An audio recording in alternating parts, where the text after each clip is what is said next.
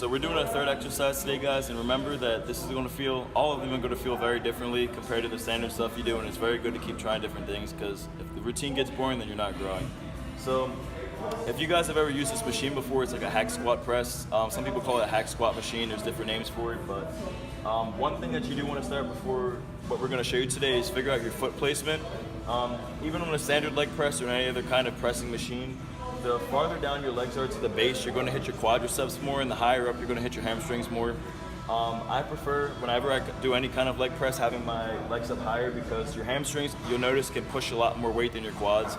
And I always try and use my pressing motions to focus more on my hamstrings than my quads. So Stefan today is going to show you guys an exercise called the pigeon squat. What is it, the pigeon? What is it called? It's Tom Platt's hack squat. That's what we're going to call it. Okay, so that's what we're going to calls it the pigeon squat. I call it a pigeon squat. Yeah, because the way the feet are, he's going to mention, guys, about the different feeling you're going to have on your knees and stuff because this is a very advanced technique. I've personally never seen it until he mentioned that Tom Platts does it.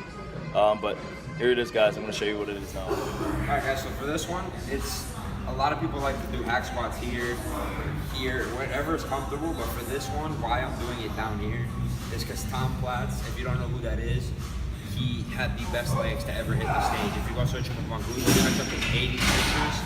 His legs are phenomenal, and this is one of the things that he did for his squats. So why Garrett calls it the pigeon squat is because my heels are going to be touching. So for this, guys, your heels are going to be touching, your feet are kind of pointed outward, and try to focus on try to keep the weight shifted right here on the outside because that's going to focus on the outer sweep as well as focusing on the inner quads. So what it is, guys, is going to push up here. I'm short, so I go down here. But anyways, the regular Tom Platts hack squat or the regular hack squat that you're going to be doing, you're going to go down slowly because like this, what this does, guys, you see right down here, my heels come off. There's a lot of pressure on my calves right now, but that's why I don't feel it really in my knees. Your heels come off, you push up with your toes, automatically that takes away the hamstring part of this workout. So it's going to put a lot of tension on the quads. Why you go down slow, guys, is not only for your own safety, but it also puts more pressure. For safety reasons, this one is going to put a lot of pressure on your knees. So if you have bad knees, if you're scared about mobility, I'd recommend just going about it slowly. And if you're scared and you're saying that this is going to destroy your knees, don't knock it till you tried it. So like I said, you bounce off your calves. Try to keep it focused on the outer part of your feet because that will focus on the outer sweep if you didn't know.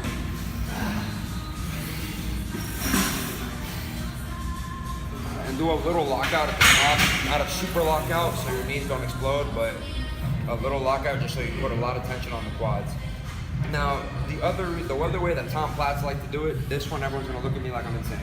But you're gonna go down the same way as before, but your hips come up a little bit, and push up.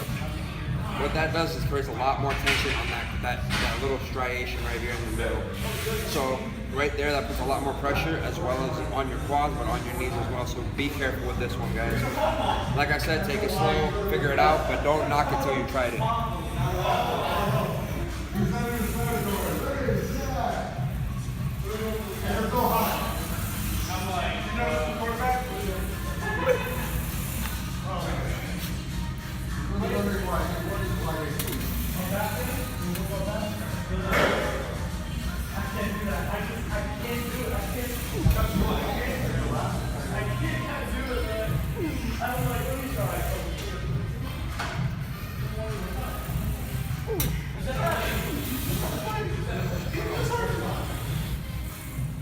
Alright, so Stefan, show me how to do this because he's going to be showing me this, guys, and I want you guys to kind of pay attention in another way. So instead of him just explaining it, you can see it on another person's body so you can start getting the concept and understanding of how this exercise is going to work. So for the pigeon squat, what you want to do, like first of all, get your feet close together. You want to make sure, well, not down there, not down, up, okay. Just make sure your heels are touching. So you're going to like literally be like a penguin. Yeah. So your heels are touching, and then what it is that you're going to try to put a lot of pressure on out here. Okay. Because what that does is going to work that outer sweep right there that a lot of people like either miss or they just don't care about. Okay. But really, it is an important part of the leg. But so what you want to do is you're going to put your heels together. Yeah. And like I said before, go down really slowly. and you want to get used to this first. So find where it's comfortable for you. Your heels are your toes are gonna come off, but that's the point. Yeah, it's you gonna feel it too. Like when your toes come off, you feel like it's the exercise is wrong, but on the push-up, you feel a lot of tension on your quadriceps. Mm-hmm.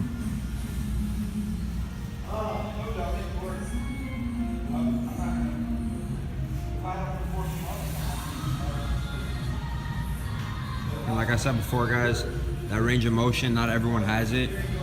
Just find what's comfortable for you.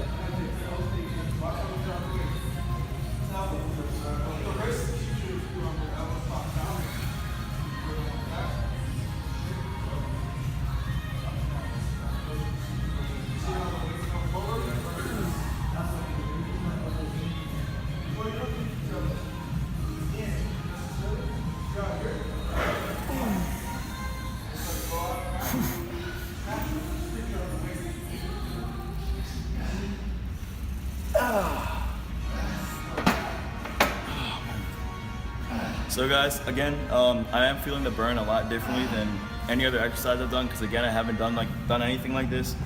I've never trained with my heels together or anything. And the emphasis you do feel in your quads on the push-up it's very intense. And again, these exercises are very advanced, but it will be awesome to get your guys' feedback on trying these. So we've got one more to show you guys. I hope you guys have enjoyed these 3 so far. We got our final one coming up. We're doing today. As you've seen in my last leg video, and again, I'm gonna put that as a tag. It's gonna be in the top left or right corner at the end of this video. I've done these, they're almost like a parallel leg press. There's very different terms for them. I call it an upside down leg press. So what we're gonna be doing today, instead of both legs, we're gonna be doing one leg, and you're either gonna focus to the left side for your left leg or the right side to your right leg. Depending on which one you start with, it's up to you. But the reason you're not going to just want the leg to be positioned and then your body at the center, because again, we're not doing both legs, so you're going to want your body at the same side your leg is, because you want to keep everything in alignment. When things are out of alignment, that's going to put a lot of stress on your spine and your pelvis bone, and that's not going to be good.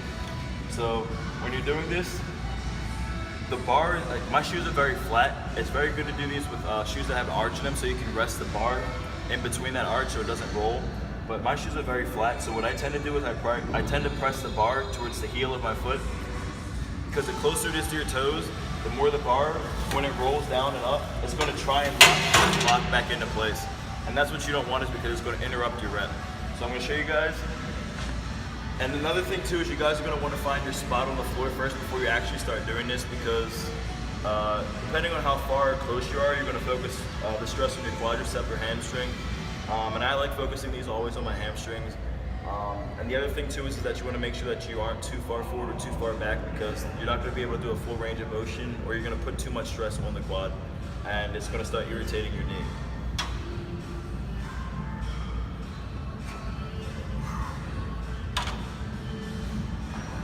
So you can pick the weight up with both legs or one. I usually tend to pick it up with one leg. That way I know I can handle the weight as well.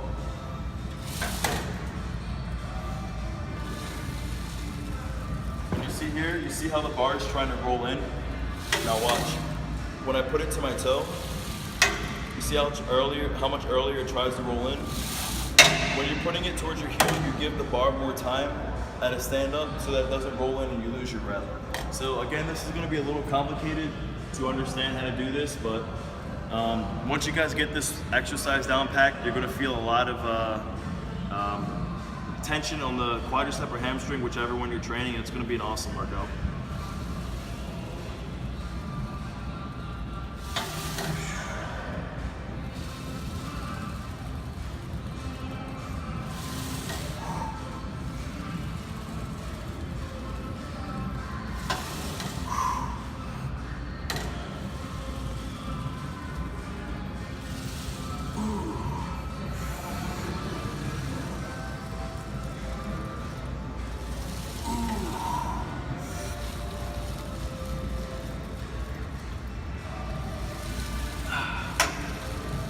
Now we're going to switch over to the right leg.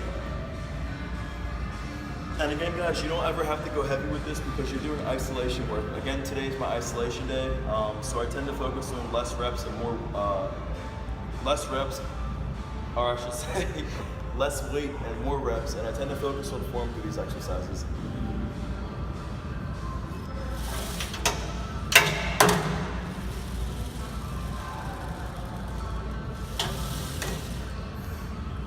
Another good thing about this workout is when you're training a muscle group individually from the other half of it, like your arms or your legs, you'll notice that one side is going to usually have more flexibility than the other, and it's a good way to kind of gauge of how much flexible one leg is in this exercise versus the other. My left leg is a lot more flexible than my right leg. I can feel how much tighter and how much more struggling the muscles are in this leg. Trying to do this exercise in my left one. So that means that I need to work more on the stability muscles, the muscles in my leg in general, and I need to start stretching my right leg a lot more than my left leg, so that I can kind of keep up and developing and through exercises with the left leg in general.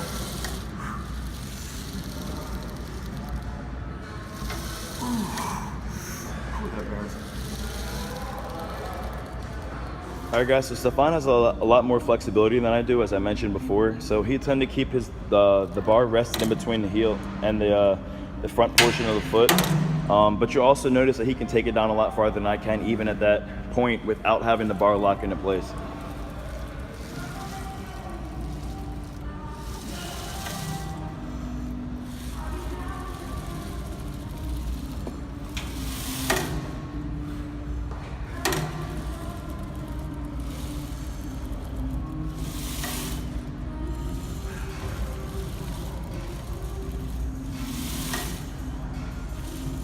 It feels good, right?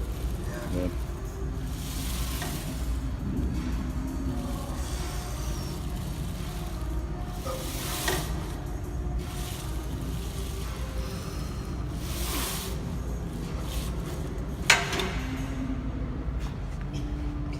It's funny because how flexible your legs are. It looks like your legs are broken. My legs are what, broken? It looks like they're broken. It could be, bro.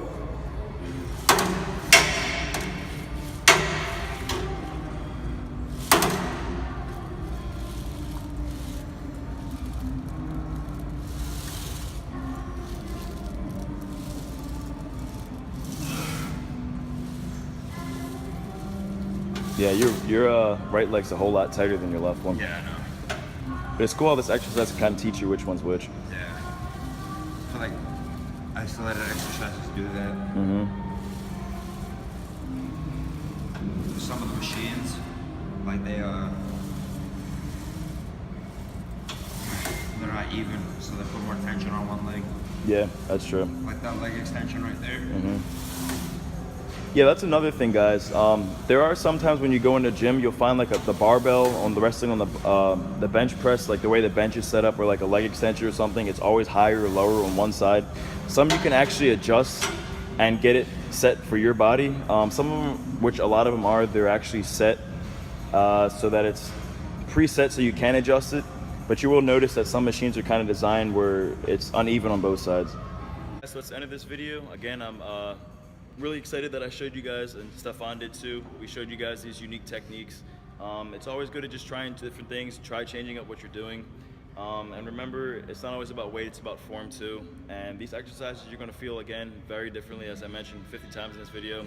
But these are 4 key exercises, guys. I'm probably gonna make another little series like this down the road and maybe do 4 different ones, you know, for different body parts and stuff like that, because there's so many different exercises to do, whether it's stability work, range of motion, resistance, you know, speed work. There's so many different kinds of exercises you can do to train and stimulate fibers in a muscle group differently than just your typical stationary movements. And it's good to learn how to train muscles because the human body was developed to work in different ways, not just one.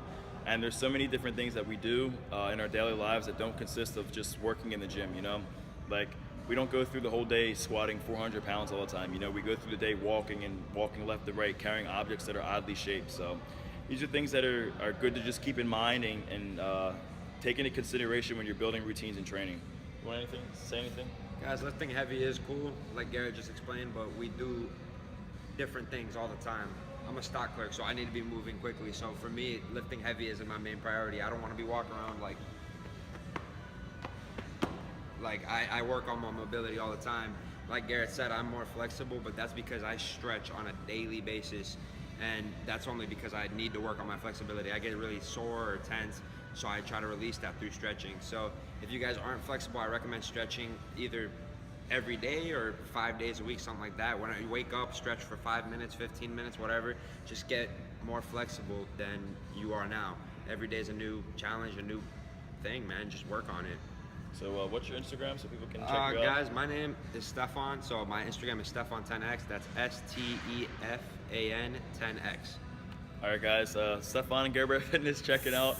Stay shredded, guys. All my social media is going to be in the bottom. Any comments, questions, concerns, Instagram me at Watson Alexander. Hope you guys enjoyed this video. Any comments, questions, or concerns, which I just said. I'm like so out of it. It's like 3 a.m. right now.